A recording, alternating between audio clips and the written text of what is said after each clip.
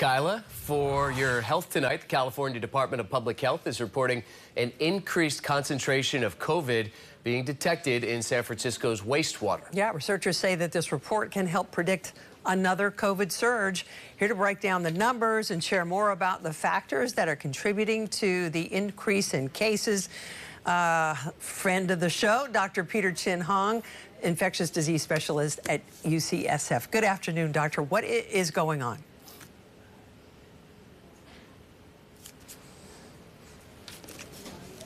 Doctor, Are you muted? Yeah, we don't hear your audio. We see. Oh, sorry. There we go. Okay. Okay, great. We don't want to miss anything you're saying. A few things. First of all, the wastewater is way up, about 75% more than where it was early in the year. In fact, in some parts of San Francisco, higher than it's been in any recent time. The second is, of course, that we have a new variant or family of variants called the flirt variants, and they are supplanting the old variants. So you have a more transmissible variant. You have wastewater going up, emergency department visits going up a little bit, test positivity going up. So, you know, although a lot of people are not going to get seriously ill, it does mean that it's going to exploit people who are more vulnerable.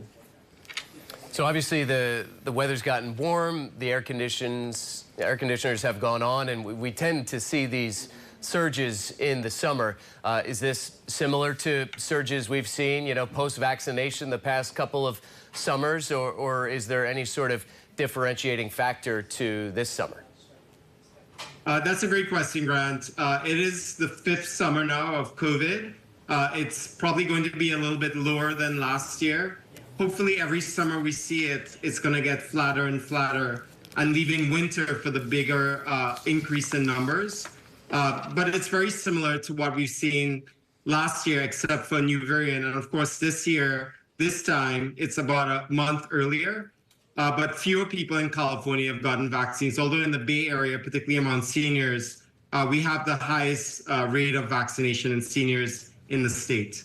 So I have some friends in Los Angeles, young, in their mid-30s, got COVID, this new variant, and they're describing symptoms that go well beyond the initial respiratory problems. They're also seeing intestinal issues.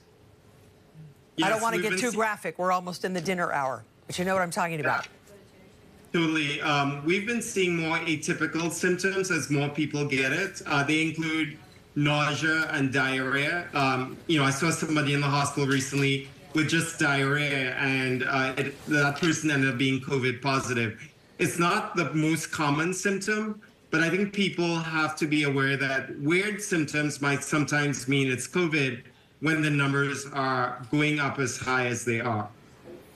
I think a lot of people are, I don't want to say over getting boosted, but you know, you got the first 2, you probably got another booster, maybe even a 4th shot, but you know, now we're way beyond that, and I think a lot of folks don't even know when they got their last booster. It's hard to remember. What is your message to those people who, you know, have just kind of moved on, and this is another respiratory virus that's out there, and they don't really think of it any differently, and they're over testing when they do feel something?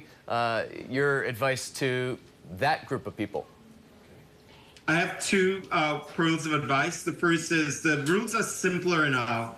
Either you got the shot or you didn't, and this is a shot that was approved in the fall of last year. And the second rule is, if anybody should get the shot, it's those who are older than 65 and those who are immune compromised.